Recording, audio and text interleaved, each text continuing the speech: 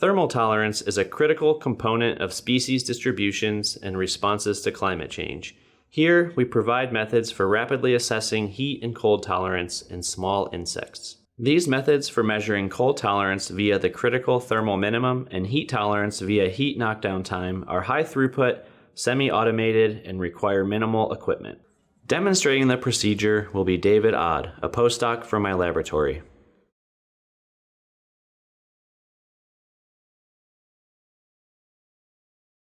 To set up a critical thermal minima assay, power on a temperature-controlled fluid bath, and press the play button to run a program raising and maintaining the temperature of the bath to 25 degrees Celsius.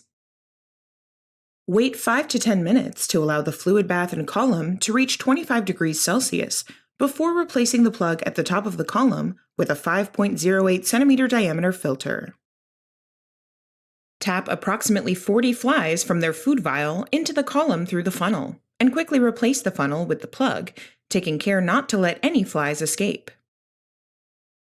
Then, allow the flies to settle, occasionally tapping the bottom plug to encourage the flies to climb.